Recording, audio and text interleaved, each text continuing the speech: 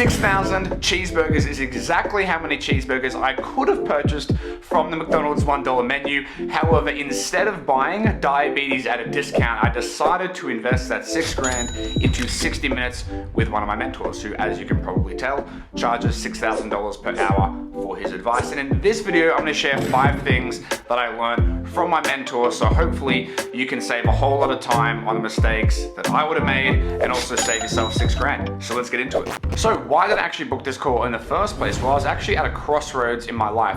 I wasn't sure if I wanted to keep going down the path of building companies or if I actually wanted to go down the path of creating social media content full time, because I really enjoy doing this. However, often it's not the #1 priority because I'm focused on my businesses. So actually I booked in a call with this mentor because they have both. They generate around about $15 million a year through their companies, and they also have a social media presence. So I book in calls with people specifically to make decisions about something that they have experience already making. It's not just like to chat about the weather or ask them what their favorite color is or just get like general advice. So lesson number 1 is uncertainty slows you down. Now that's probably not a breakthrough in and of itself. However, when I was at this crossroads in my life where did I want to go down the business path or did I want to go down the content path, for probably like a good 3, even maybe 5 weeks, I wasn't waking up and like sprinting 110 kilometers an hour towards my goal because there was uncertainty there. And when there's ambiguity around your future and you kind of lack that clarity, it's really hard to sprint in that direction at full pace. And my personality type is when I get a hold of something, I get fully obsessed, fully immersed, and I love to go at it as hard as I can.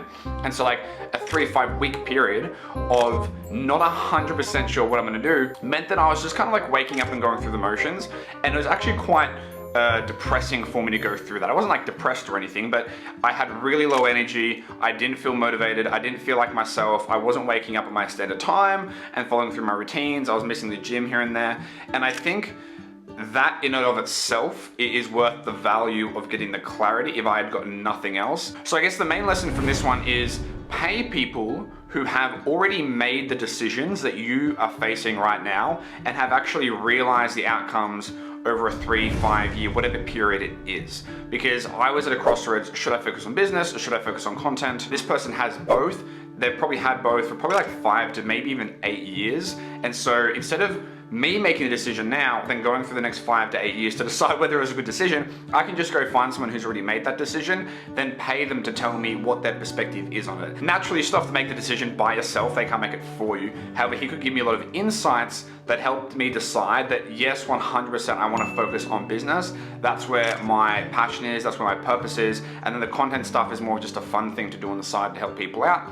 But I avoided going through like a 5-year learning curve and learning all these things because he'd already gone through it. So I just paid him to tell me. So that's a really easy hack for people who are like, how can I get there faster? How can I get there faster? How can I shortcut the learning curve? Go to people who have already made the decision and realize the outcomes of a decision that you are having to make right now or are going to have to make in the near future. Don't just go to people asking for general advice. I mean, that's better than not asking for advice, but if you can be a bit more targeted, you'll get a better outcome from it. Now, lesson number 2 is actually really exciting, and this is probably one of the biggest lessons I could share with anyone who is in like their early to mid 20s, is when I first got the quote from my mentor about how much I was going to charge, the 6K per hour. Finally, I said that I couldn't afford it. Even though I could afford it, in my head I'm just like, oh, it's too expensive, I can't afford that, whatever.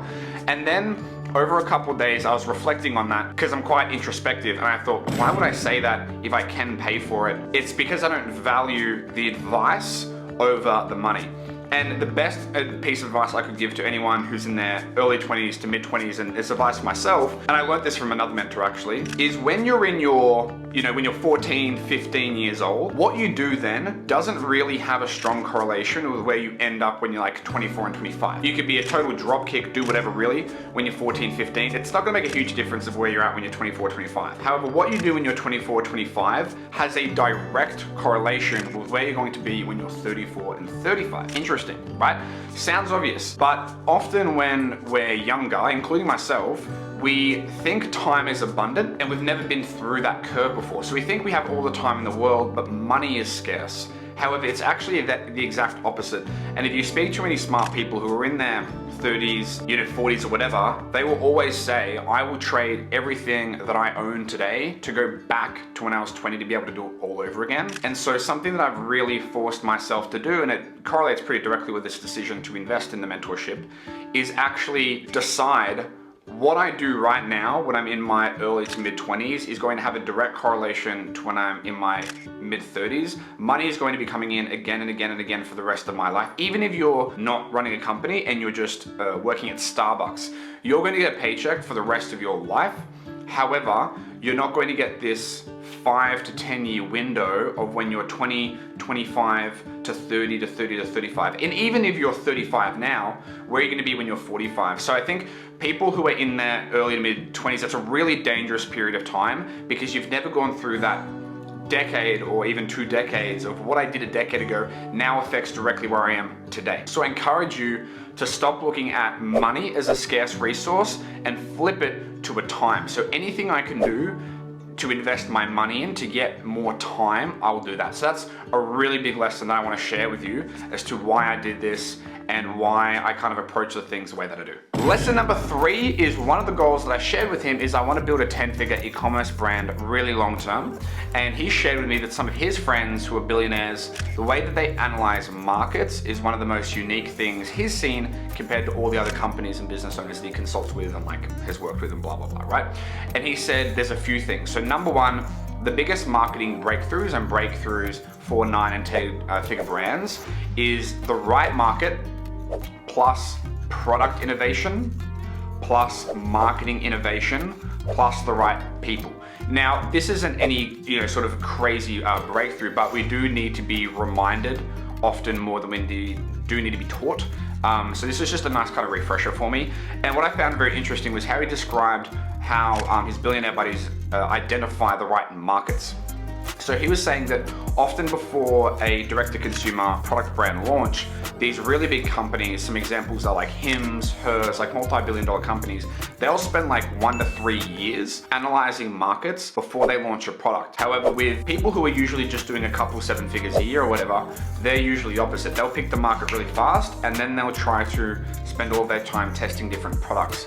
Whereas the people at the top at a high level actually do it in reverse. So I found that very interesting because number 1, it kind of takes pressure off you having to jump straight in and pick like the perfect product from day one, but also it means you can take a step back and spend more time analyzing the market. Because if you pick the market where it's basically an underserved market, it's on the way up, there's burning problems, lots of those sorts of things, it's going to be a lot easier. You can have a much more mediocre product and still win. Like he was giving me some examples of brands, I can't remember off the top of my head right now, that were exceptionally well-run brands and great products that only got to like 20 to 30 million a year in revenue.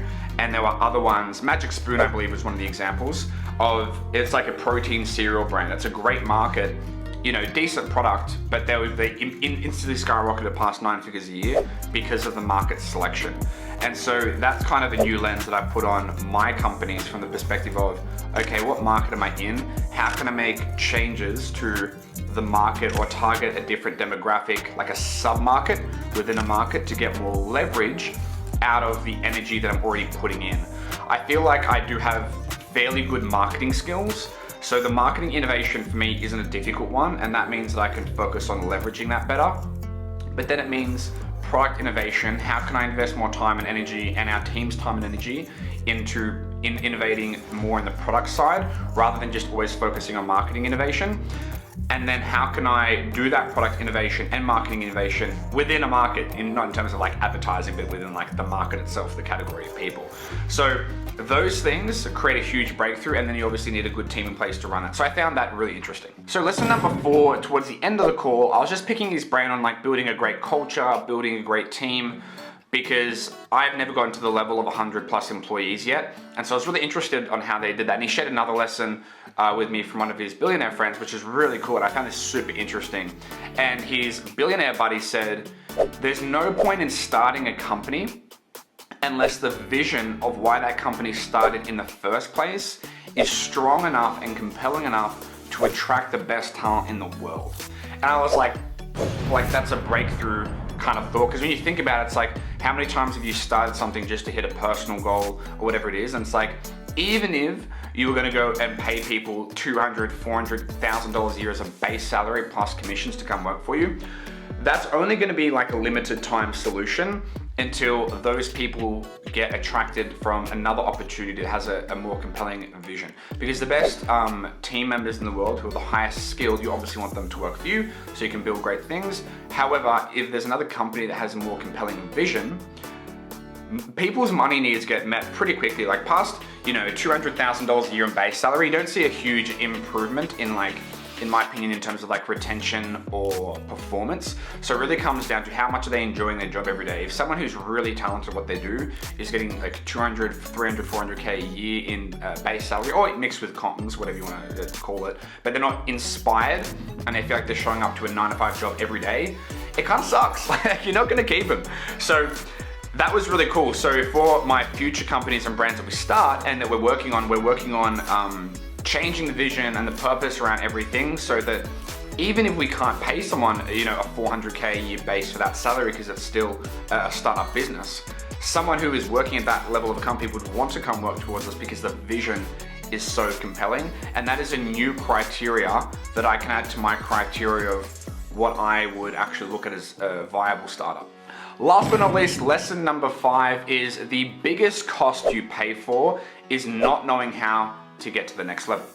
So for example, if you want to make $10 million per year in income, and let's say right now you're working at Starbucks or something and you're making $50,000 a year, that means it's costing you $9,950,000 per year to not make $10 million a year. Now that's a bit of an extreme example, and like you can quite easily roll your eyes at that, but that's something that my mentor showed me. It was actually a financial close to sell people, because someone was like, oh, it's too expensive. And so he kind of wrote that on the whiteboard to show it as an example.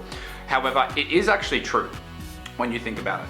And so for example, my quote unquote like investment strategy is I don't own any investment properties or do any of that stuff right now. Like I'm still quite young, and I know a lot of people who will save up $20,000, $30,000, $40,000, buy one investment property, and their goal is just to keep doing that. And by no means is this shitting on anyone's plans on how they do that. However, in my opinion, what my goal is if I genuinely do believe you're making anything less than like $5 to $10 million a year in income, the best use of your money, the best ROI and return you're going to get on that is by investing in mentors to learn higher income producing skill sets so you can get to that next level.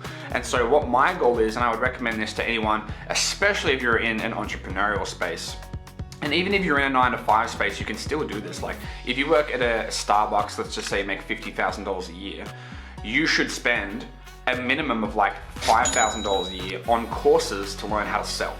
Then you can go get a sales job. The sales job will probably have a base of around about $60,000 to $70,000 a year if it's like a decent sales position, and they're providing, and you're going out and getting leads and things like that. Then you can, with commissions on a sales job, you can boost that to like an $80,000, $100,000 a year job.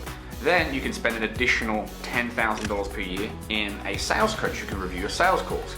So that means you're spending like $15,000 a year on courses, seminars, books, programs, sales coaches, mentors, and you can get really good.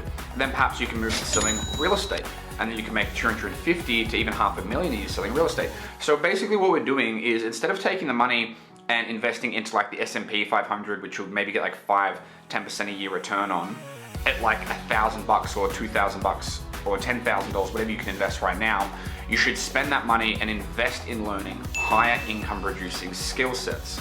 Then when you get to that next level in income, you should take the remaining amount of money you have, put it back into learning the next tier of skill sets, and then again and again and again.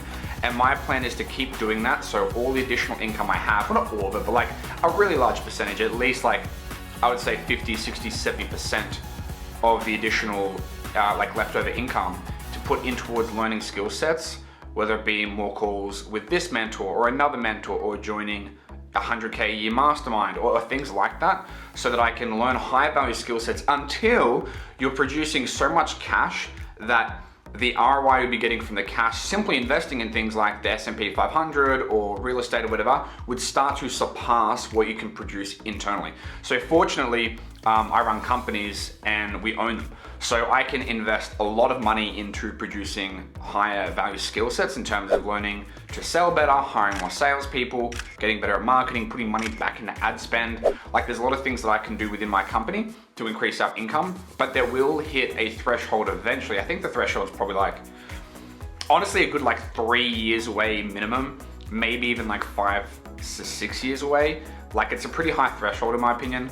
And once I'm making so much money through that I can no longer really, the money loses its utility in terms of investing back into income producing skill sets, then I'll take that and start putting it into things like real estate, stocks, or whatever investment strategy I have at that time.